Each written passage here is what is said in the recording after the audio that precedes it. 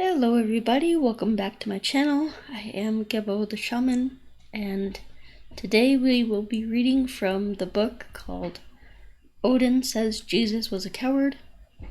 And so that's by Michael William Denney, and so yeah, we'll be reading from that book. And so I've kind of put these in 30-minute segments, so we'll end at like 25 minutes, so yeah.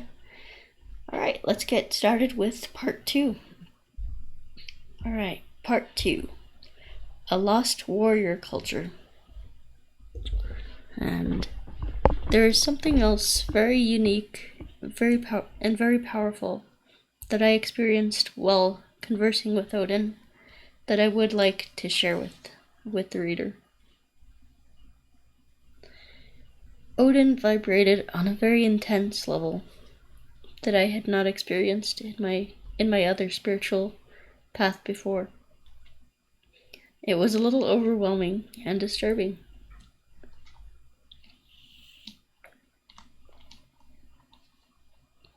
I have since discovered that my discomfort was a result of never having felt that kind of spiritual vibration before in any other studies.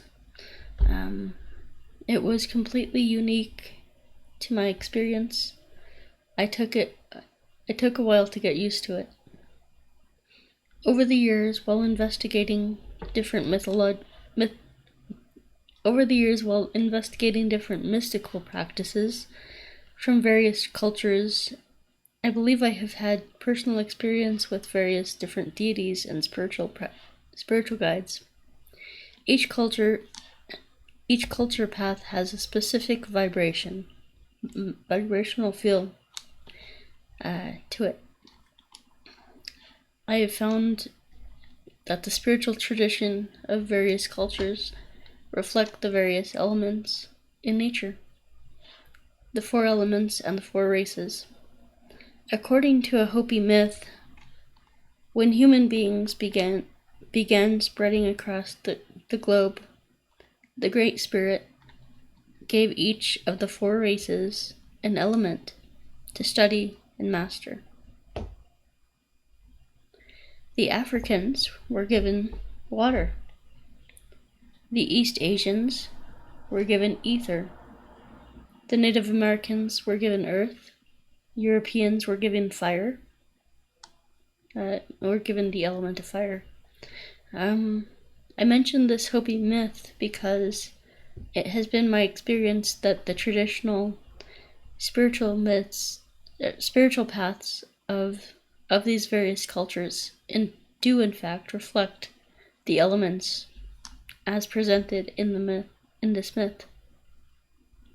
I explain this more fully in my first book, The Thunder Wizard Path. The deities within each cultural path, in my experience, tend to feel different from one another. For example, Chinese spirit guides tend to feel very aloof. They tend to be unassuming and tend to focus on practical guidance and proper protocol. If the student is not ready for a specific teaching, Taoist spirit guides tend to disappear until one is ready.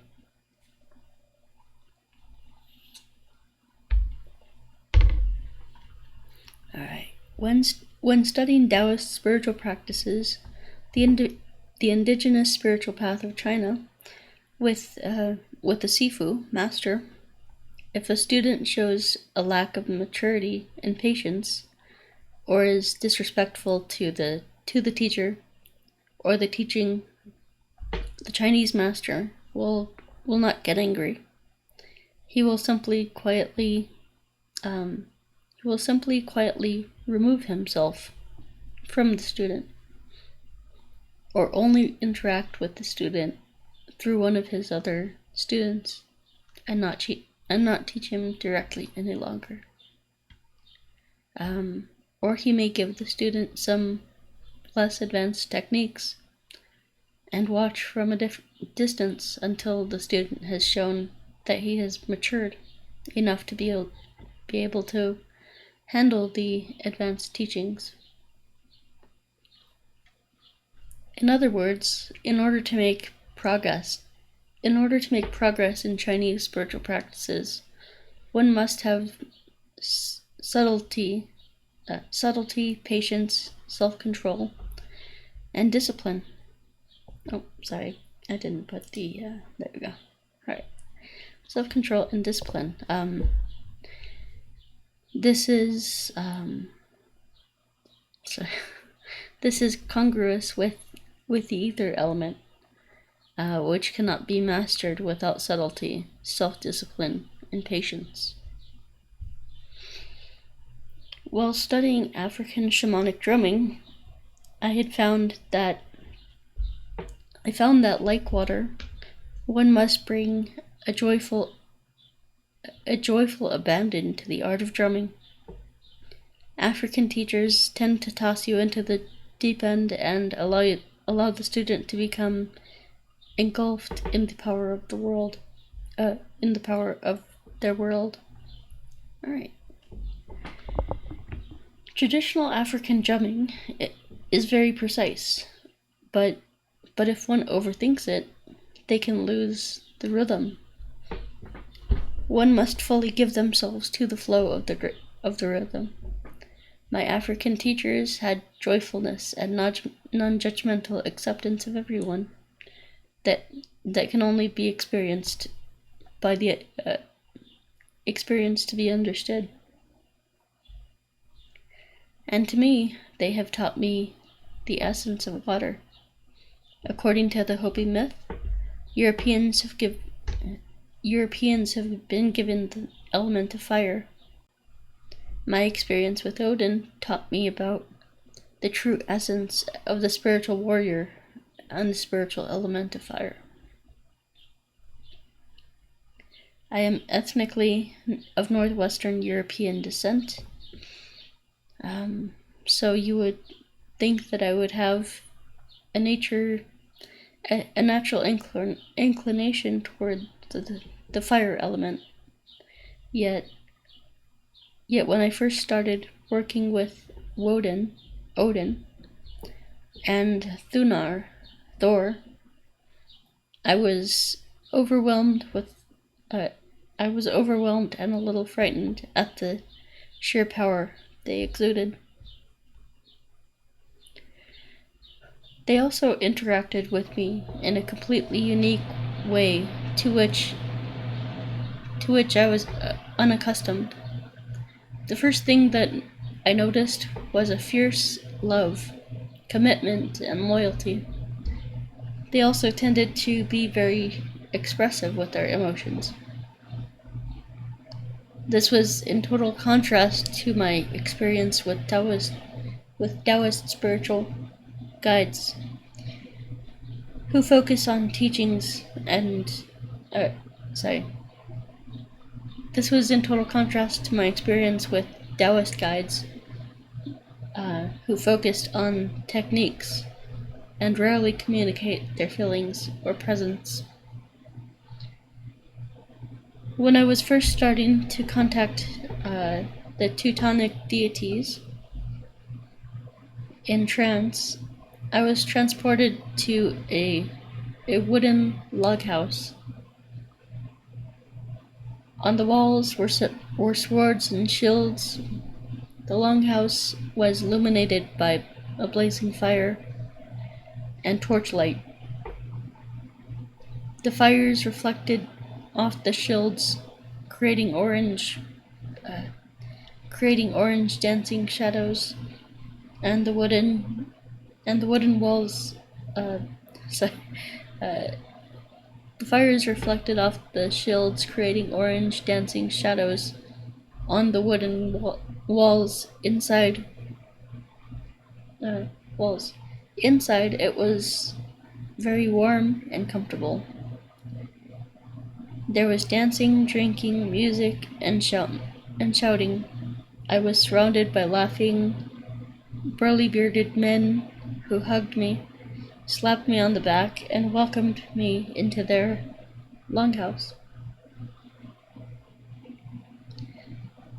There were women in that ethereal log house too, but they seemed to hang back, allowing me to be welcomed as a warrior by other warriors.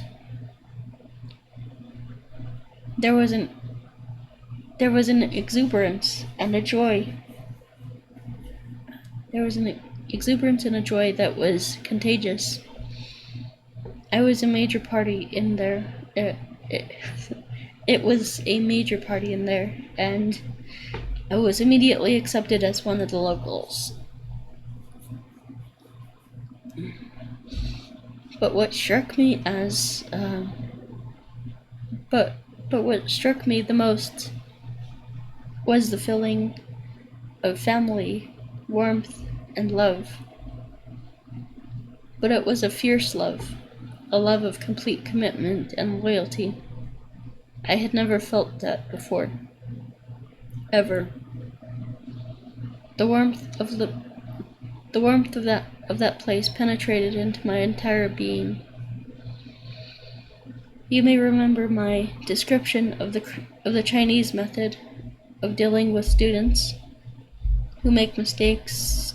The Chinese master does not scold, he just retreats and withholds knowledge. Well, I learned something about unconditional love within the fire element. When I unintentionally made a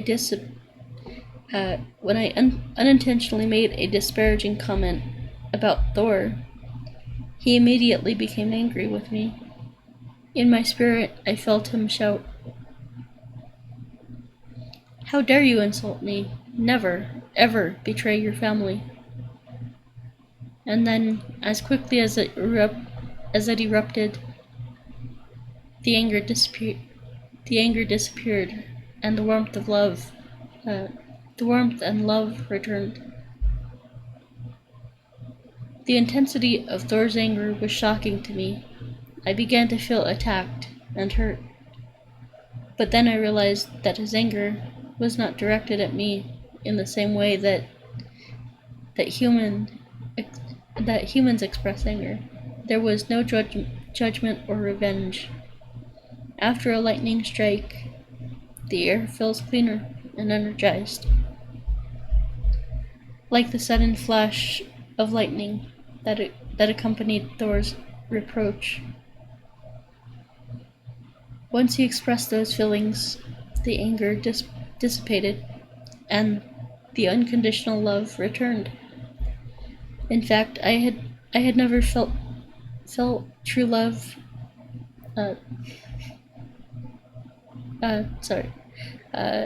So unconditional love returned. In fact, it had never left. True love expresses itself without fear or remorse. I would find later that Thor also emanates a deep peace and and boundless unconditional kindness. He is not always so fiery and explosive. Thor's honest expression of anger was the act of a totally committed, close friend who trusted me enough to honestly reflect how I was unintentionally hurting him. It was an act of vulnerability, love, and commitment. There was also a feeling of respect that comes with total honesty. There was no need for disingenuous, codependent, false kindness. These fire people shared exactly what they felt and did nothing and held nothing back. And wait a second, he called me family. I had to think about that. I wasn't just his devotee. I was a member of his family.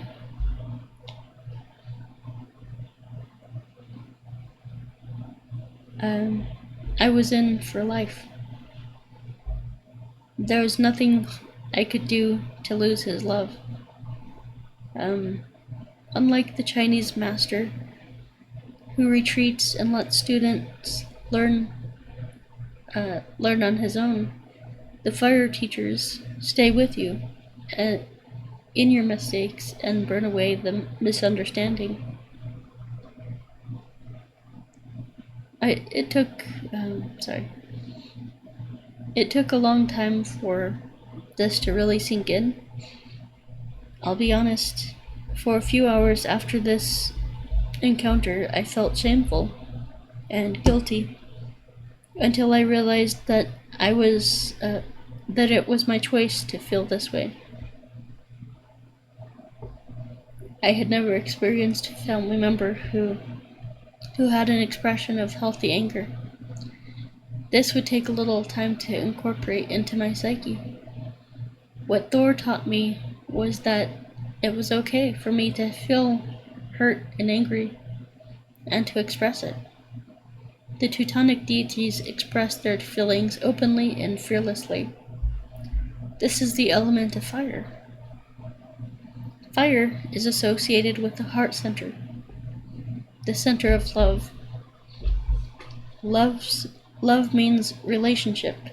Love is intense. It is passionate. When one loves from the heart, it is given completely and totally.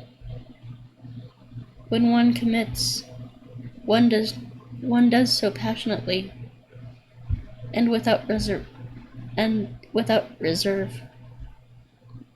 it is for life. This is the element of fire, and it was my ethnic heritage. Unfortunately, it is my experience that this understanding of the spiritual mastery of fire has been lost to modern Western society. We have become divorced from our hearts. We have retreated to the prison of our intellect. Don't get me wrong, intellect is important. Odin is a god of the evolved spiritual intellect. But intellect without heart is empty and sterile. Intellect is a Latin word which translates to pick apart. This is exactly what the intellect does. It looks at our surroundings and picks things apart in order to identify them. Intellect is important because it is essential for humans to be able to separate and identify differences in order to function and to survive in manifested reality.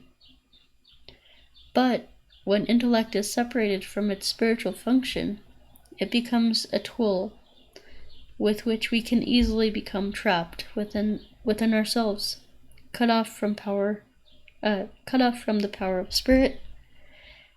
We can become trapped in arbitrary, over-intellectualized thinking that has little practical value in our lives. For intellect to function at its highest vibration, it must be fueled with the fire of the heart. It must be fueled by unconditional love. Take a break real quick.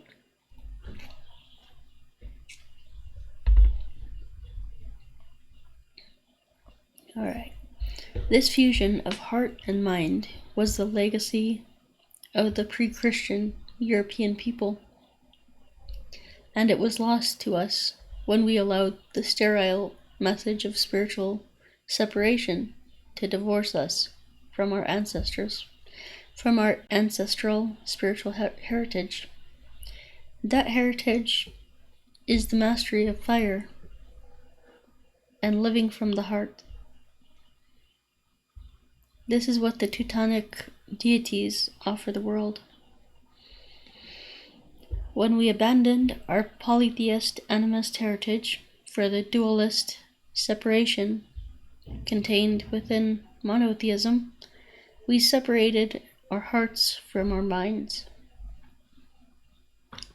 And without this spiritual love, the fire of separation is literally destroying the world, our world and our environment. Sorry, guys. All right, let me see here. All right, it is. Let's see.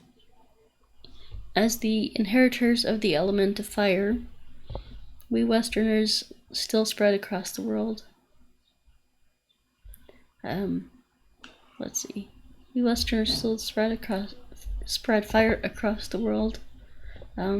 Just because we have buried our ancestral teaching beneath the dualism of monotheism does not stop the fire element from working through us. We still unconsciously spread fire everywhere we go. But without the guidance of our ancestral spiritual teachings, that fire does not create, it destroys. The fire we are spreading across the globe is not the inclusive fire of love, but the destructive fire of entropy, the fire of separation. It is separating our hearts from our minds. Once that entropic fire is released, it cannot be put back in its bottle. The myth of the fires of Ragnarok that destroy the world is about the fires of entropy. We are living in Ragnarok right now. And it is during Ragnarok that the warriors of Odin, warriors of Odin, meaning self-awareness, arise to combat the fires of destructive entropy. Spiritual warfare is not what we may think it to be. The myth of the myth of Valhalla teaches us that when someone dies in battle, they ascend to the Hall of the Chosen, where Odin trains them to fight as spiritual warriors.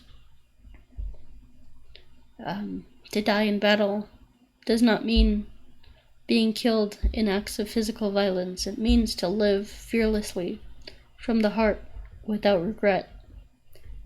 It means to share your heart and soul with all those you encounter without holding back.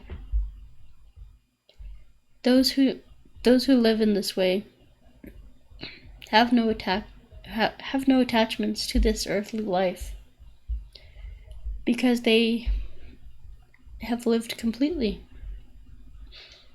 They have satisfied their desires and shared their love with all they have encountered. Since they have no regrets, they have no need to be reborn. They are free to ascend to the spiritual heights after death, and are free to help others in their battle to be free. This is the call of the spiritual warrior. He condemns destruction, fear, and cowardice where he finds it. So this is the call of the spiritual warrior. He condemns destruction, fear, and cowardice wherever he finds it. He fights for the freedom of the heart and soul. It is time for the spiritual warriors of awareness to arise. If we are to save this world, we need that fire of the heart and combine it with the spiritual intellect. This is the message of the ancestral deities of Europe. They are telling us to arise to our own awareness. They are telling us that we are running out of time. All right. Let me see where I am, guys. Just a sec. Alright guys, so I think I'm going to leave it there. We'll pick up next time with the chapter called Blood Sacrifice. So this is really interesting, and I'm glad that I get to read it with you guys and stuff like that. So anyway, yeah, so if you want to pick up the book, the link is in the description, and if you want to pick up my book called Tantric Secrets of Vedic Astrology, then you can pick it up on Amazon. There's a link below in the description. And if you want to check out any of my services here, I have Qigong courses, astrology certification courses, astrology readings. I do birth time rectification, rune readings, career coaching, life coaching, trauma healing course, distance energy healing, and all that good stuff. So if you're interested in anything that I have to offer, you can go to my website, gebotheshaman.com, and book your service of choice. Alright, so guys, yeah, I offer a whole bunch of stuff, and so you can check that out there, my website. And if you want to learn more about anything that is taught in this book, reach out. Alright, so yeah, we'll talk to you later. Alright, talk to you later, guys. Peace.